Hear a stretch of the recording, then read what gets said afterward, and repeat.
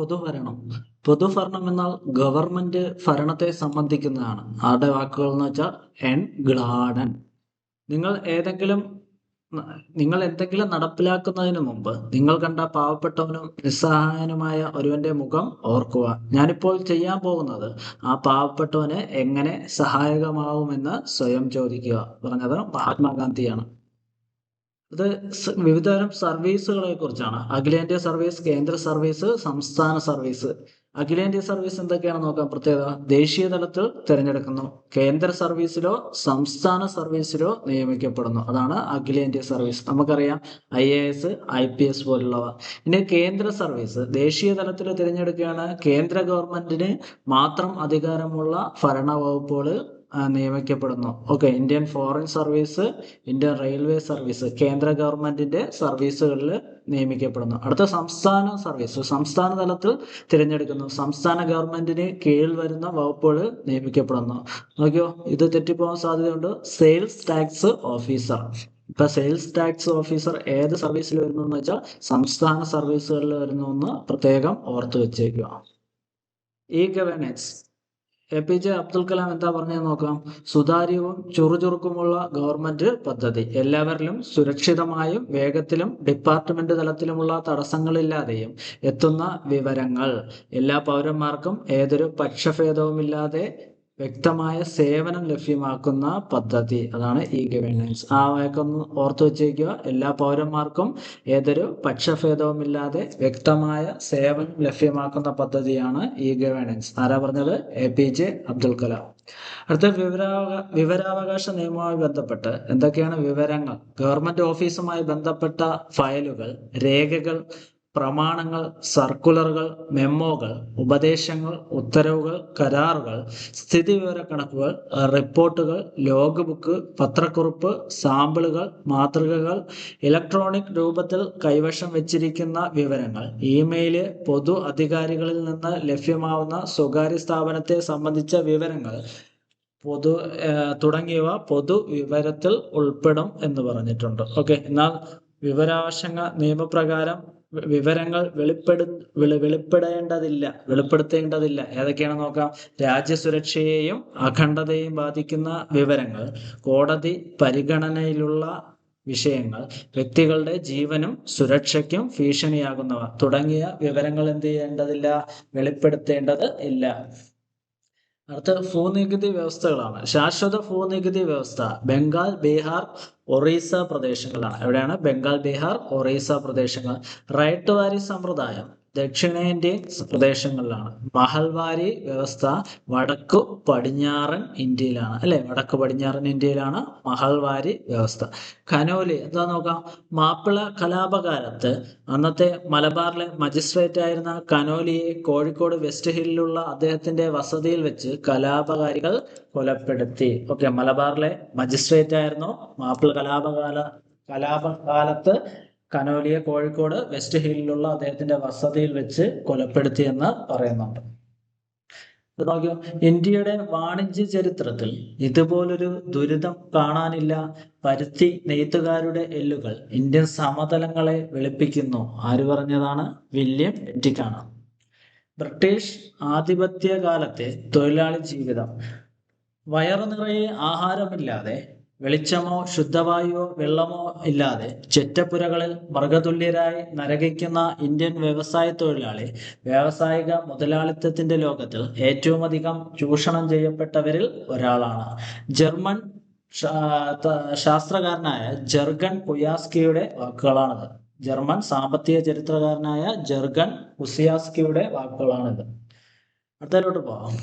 1857 ഒന്നാം സ്വാതന്ത്ര്യ സമരത്തെ കുറിച്ച്, അല്ലെ, പൊട്ടിപ്പുറപ്പെട്ട കാര്യത്തെ കുറിച്ചാണ് പറയുന്നത്. 1857 മെയ് 11 പുലർക്കാലത്തെ കുറിച്ചാണ് പറയുന്നത്. ഓക്കെ. അവിടെ ഡൽഹിയിലെത്തിയ കലാപകാരികൾ മുഗൾ ചക്രവർത്തി ബഹദൂർ ഷാ രണ്ടാമനെ ഇന്ത്യയുടെ ചക്രവർത്തിയായി പ്രഖ്യാപിച്ചു എന്ന് പറഞ്ഞു. തലേന്ന് മീററ്റില് അവർ ഒരു ബ്രിട്ടീഷ് ഉദ്യോഗസ്ഥരെ വധിക്കുകയും ബ്രിട്ടീഷ് സ്ഥാപനങ്ങൾക്ക് തീയിടുകയും ചെയ്തു എന്നും പറയുന്നുണ്ട്.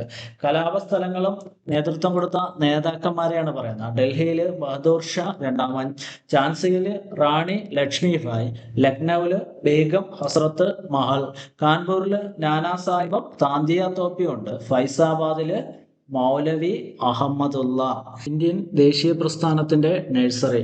ഇന്ത്യൻ ദേശീയ പ്രസ്ഥാനത്തിന്റെ ആദ്യകാല നേതാക്കളിൽ ഭൂരിഭാഗം പേരും ബംഗാളികളായിരുന്നു. അതിനാൽ ബംഗാളിനെ ഇന്ത്യൻ ദേശീയ പ്രസ്ഥാനത്തിന്റെ നഴ്സറി എന്ന് വിശേഷിപ്പിച്ചിരുന്നു. തുടർന്ന് ഇന്ത്യൻ ദേശീയ പ്രസ്ഥാനത്തെ ദുർബലപ്പെടുത്താനായി 1905 കഴ്സൺ പ്രഭു ബംഗാളിനെ വിഭജിച്ചു എന്നും പറയുന്നുണ്ട്. ഓക്കെ, കപ്പലോട്ടിയ തമിഴ്. തമിഴ്നാട്ടിൽ സ്വദേശി പ്രക്ഷോഭത്തിന് നേതൃത്വം കൊടുത്ത വി.ഒ. ചിദംബരപിള്ള തൂത്തുക്കുടി ആസ്ഥാനമാക്കി 1906 സ്വദേശി സ്റ്റീം നാവിഗേഷൻ കമ്പനി ആരംഭിച്ചു. അതിനാൽ അദ്ദേഹത്തെ കപ്പലോട്ടിയ തമിഴൻ എന്ന് വിളിക്കുന്നു. പ്രാദേശിക കച്ചവടക്കാരിൽ നിന്ന് പിരിച്ചെടുത്ത 6 ലക്ഷം രൂപ മുതൽ മുടക്കിയാണ് എന്ത് ചെയ്തത്, ആ സ്ഥാപനം ആരംഭിച്ചത്. ഓക്കെ, ഇന്ത്യയെ കണ്ടെത്തൽ. പുസ്തകം എഴുതിയത് ജവഹർലാൽ നെഹ്റു. ആദ്യ വരികളൊന്ന് ഓർത്ത് വെച്ചേക്കുക. ഇന്ത്യയുടെ നാനാത്വം വമ്പിച്ചതാണ്, അത് പ്രത്യക്ഷമാണ്, അത് ഉപരിതലത്തിൽ പൊന്തി നിൽക്കുന്നു, ആർക്കും കാണാൻ വിരോധമില്ല. ഓക്കെ, ഇന്ത്യയെ കണ്ടെത്തൽ എഴുതിയത് ജവഹർലാൽ നെഹ്റു. അടുത്ത ദേശീയ പ്രസ്ഥാനത്തിലെ സ്ഥാപനങ്ങളും സ്ഥാപകരെ കുറിച്ചാണ്. ഏഷ്യാറ്റിക് സൊസൈറ്റി ഓഫ് ബംഗാൾ സ്ഥാപിച്ചത് വില്യം ജോൺസ് ആണ്. കൽക്കത്ത മദ്രസ സ്ഥാപിച്ചത് വാറൻ ഹേസ്റ്റിങ്സ് ആണ്. ബനാറസ് സംസ്കൃത കോളേജ് ജോനാഥൻ ഡെങ്കനുമാണ്.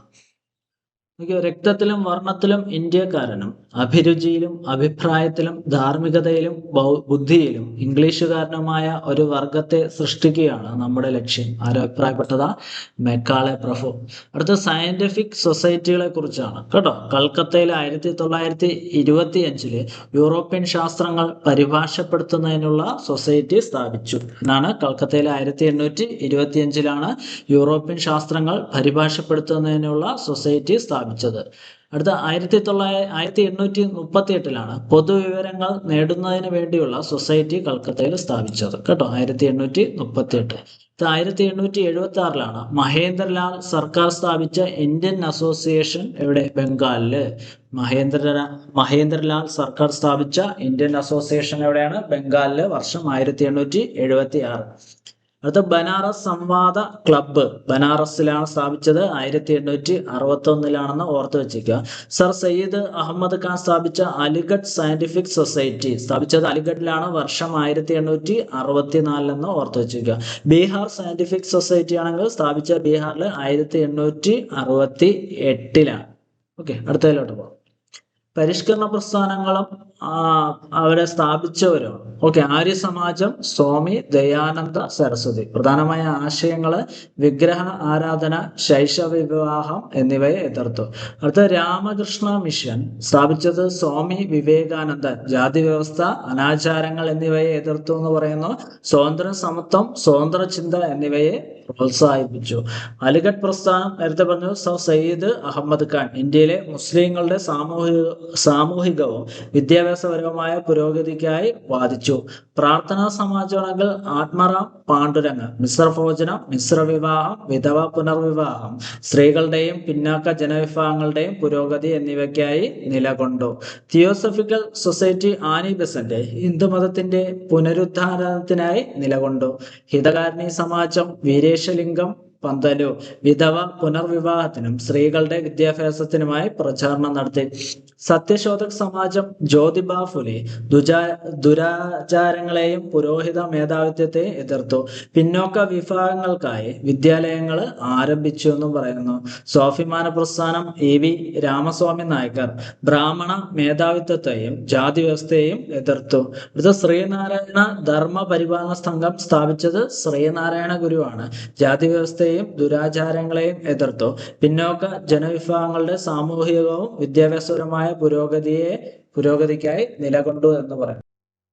ദേശീയ സമരകാലത്തെ പ്രധാന പത്രങ്ങളും നേതൃത്വം നൽകിയവരാണ് പറയുന്നത്. ഹിന്ദുവും സ്വദേശി മിത്രവും സ്ഥാപിച്ചത് ജി സുബ്രഹ്മണ്യ അയ്യർ. അമൃത ബസാർ പത്രിക ശിശിർ കുമാർ ഘോഷം, മോത്തിലാൽ ഘോഷം. ബോംബെ സമാജം സ്ഥാപിച്ചത് Fardoonji മസ്ബാൻ. Kesari Maratha Balagangadhara Tilak. ബംഗാളിയാണെങ്കിൽ Surendranath Banerjee. Voice of India Dadabhai Naoroji. ഷോം പ്രകാശ് ആണെങ്കിൽ Ishwar Chandra Vidyasagar. New India Commonwealth Mises Annie Besant. Young India Harijan ആണെങ്കിൽ മഹാത്മാഗാന്ധി. അൽ ഹിലാൽ ആണെങ്കിൽ മൗലാന അബ്ദുൽ കലാം ആസാദ്. വന്ദേ മാതരമാണെങ്കിൽ ലാല ലജ്പത് റായ്. നേഷൻ ആണെങ്കിൽ ഗോപാലകൃഷ്ണ ഗോഖലെ. നോക്കിയോ, ശരിയായ വിദ്യാഭ്യാസം ലഭിക്കുമെങ്കിൽ ഇന്ത്യൻ ജനത എല്ലാവരുടെയും ആദരവിന് പാത്രമാകും. പറഞ്ഞത് രാജാറാം മോഹൻ റായ്. പാവപ്പെട്ടവനും പണക്കാരനും വിദ്യാഭ്യാസം നേടിയാൽ തങ്ങൾക്കെതിരെയുള്ള കടന്നാക്രമണവും ക്രൂരതയും അടിച്ചമർത്തലുകളും ഒറ്റക്കെട്ടായി നിന്ന് ചെറുക്കുവാൻ അവർക്ക് കഴിയും. പറഞ്ഞത് കേശവ് ചന്ദ്രസെൻ. വിദ്യാസമ്പന്നർ മാറ്റത്തിന്റെ വക്താക്കളാണ്. പറഞ്ഞത് വീരേശലിംഗം. നയീം താലി. ഉൽപാദനക്ഷമമായ ഏതെങ്കിലും തൊഴിലുമായി ബന്ധപ്പെടുത്തി വേണം വിദ്യാഭ്യാസം നൽകാൻ എന്ന് ഗാന്ധിജി നിർദ്ദേശിച്ചു. 8 മുതൽ 14 വയസ്സ് വരെയുള്ള കുട്ടികൾക്ക് സൗജന്യവും നിർബന്ധിതവുമായ വിദ്യാഭ്യാസം നൽകണമെന്നും അത് മാതൃഭാഷയിലായിരിക്കണമെന്നും അദ്ദേഹം പറഞ്ഞു. ഗാന്ധിജി വിഭാവന ചെയ്ത ഈ വിദ്യാഭ്യാസ പദ്ധതി നയീം താലി നൂതന വിദ്യാഭ്യാസം എന്നറിയപ്പെടുന്നു. ഇന്ത്യൻ നാഷണൽ കോൺഗ്രസിന്റെ 1937 വാർത്താ സമ്മേളനം ഈ പദ്ധതിയെക്കുറിച്ച് പഠിക്കാനായി ഡോക്ടർ സക്കീർ ഹുസൈന്റെ നേതൃത്വത്തിൽ ഒരു കമ്മിറ്റിയെ നിയമിച്ചു. അപ്പം വാർത്താ വിദ്യാഭ്യാസ പദ്ധതി വാർത്താ സമ്മേളനത്തിൽ 1937 കേട്ടോ, ഡോക്ടർ സാക്കിർ ഹുസൈന് എന്ത് ചെയ്തു, നേതൃത്വത്തിൽ ഒരു കമ്മിറ്റിയെ രൂപീകരിച്ചു. ഏതിനെ കുറിച്ച് പഠിക്കാൻ? നയീം താലിയെ കുറിച്ച് പഠിക്കാൻ വേണ്ടിയിട്ട്. അടുത്ത് പരിഷ്കരണ പ്രസ്ഥാന കാലത്ത്, സ്വദേശി പ്രസ്ഥാന കാലത്ത് കൃതികള്, എഴുത്തുകാര്, ഭാഷ ഏത് ഭാഷയിലാണ്? ഗോര ഗീതാഞ്ജലി എഴുത്തുകാരൻ രവീന്ദ്രനാഥ ടാഗോറാണ്. ഭാഷ ബംഗാളിയിലാണ്. അടുത്ത സേവാസദൻ, പ്രേമാശ്രം, രംഗഭൂമി, ഗോദാൻ പ്രേംചന്ദാണ്. ഏത് ഭാഷയിലാ? ഹിന്ദി ഭാഷയില്. പാഞ്ചാലി ശബദം, കളിപ്പാട്ട്, കണ്ണൻപാട്ട്, കുയിൽപ്പാട്ട് സുബ്രഹ്മണ്യ ഭാരതി ഏത് ഭാഷയിലാ? തമിഴ് ഭാഷയിലാണ്. ഹയാത്തി സാദി, ഹയാത്തി ജവീദ് എഴുതിയത് അൽതാഫ് ഹുസൈൻ ഹാലിയാണ്. ഉറുദു ഭാഷയിലാണ് കേട്ടോ. നിബന്ധമാല വിഷ്ണു കൃഷ്ണ ചിപ്ലുങ്കർ മറാത്തി ഭാഷയില്. എന്റെ ഗുരുനാഥൻ ബാബുജി ഇന്ത്യയുടെ കരച്ചിൽ നമുക്കറിയാം. വള്ളത്തോൾ നാരായണ മേനോനാണ്. മലയാളം ഭാഷയിലാണ്. ഇനി മാടഖാമയും ത്രിവർണ പതാകയും. ഇന്ത്യ സ്വാതന്ത്ര്യ പ്രസ്ഥാനത്തിന് നേതൃത്വം നൽകിയ ധീര വനിതകളിൽ ഒരാളാണ് മാഡം ഭിക്കാജി കാമ. ഒരു അന്താരാഷ്ട്ര വേദിയിൽ ഇന്ത്യയുടെ ത്രിവർണ പതാക ആദ്യമായി ഉയർത്തിയത് അവരായിരുന്നു.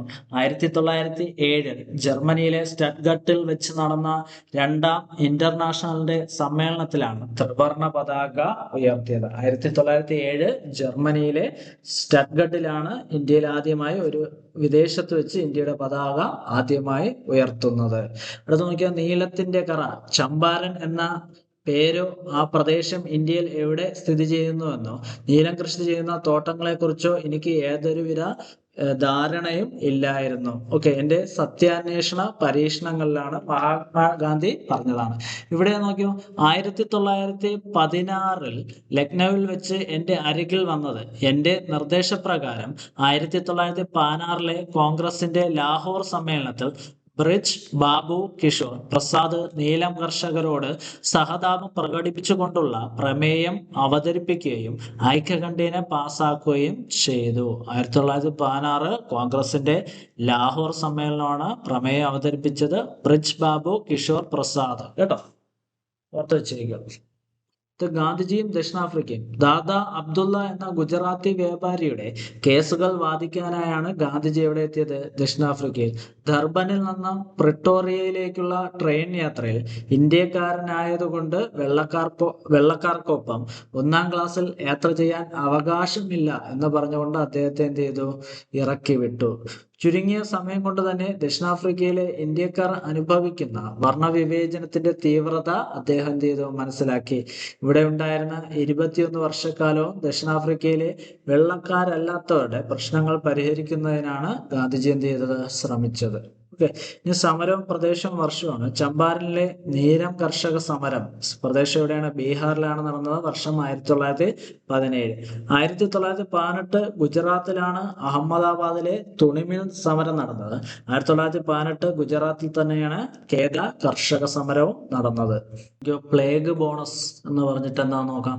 1917 അഹമ്മദാബാദിൽ പൊട്ടിപ്പുറപ്പെട്ട പ്ലേഗ് രോഗം അവിടുത്തെ ജനസംഖ്യയുടെ ഏതാണ്ട് 10% പേരെ കൊന്നൊടുക്കി എന്ന് പറയുന്നു. ഈ കാലയളവിൽ തൊഴിലാളികൾക്ക് അവരുടെ ശമ്പളത്തിന്റെ 80% വരെ ബോണസായി നൽകിയിരുന്നു. പിന്നീട് ഇത് ലഭിക്കാത്തതിനെ തുടർന്നാണ് എന്ത് ചെയ്തത്, അവര് സമരം ആരംഭിച്ചത്. അടുത്ത ഗാന്ധിജി ചലച്ചിത്രത്തിൽ റിച്ചാർഡ് ആറ്റൻബറോ സംവിധാനം ചെയ്ത് 8 ഓസ്കാർ അവാർഡുകൾ നേടിയ ഗാന്ധി എന്ന ചലച്ചിത്രം ഇന്ത്യയുടെ സ്വാതന്ത്ര്യ സമര ചരിത്രത്തിലെ ഗാന്ധിയൻ കാലഘട്ടത്തിന്റെ ദൃശ്യ ആവിഷ്കാരമാണ്. ശ്യാം ബെനഗലിന്റെ മേക്കിംഗ് ഓഫ് മഹാത്മ ഗാന്ധിജിയുടെ ദക്ഷിണാഫ്രിക്കയിലെ ജീവിത അനുഭവങ്ങളെയാണ് ചിത്രീകരിക്കുന്നത്. ഇവ കൂടാതെ നിരവധി ചിത്രങ്ങളും ഡോക്യുമെന്ററികളും ഗാന്ധിജിയുമായി ബന്ധപ്പെട്ട് ഉണ്ടായിട്ടുണ്ടെന്ന് പറയാം. അടുത്ത ജാലിയൻ വാലാബാഗ് കൂട്ടക്കൊലയെ കുറിച്ച്.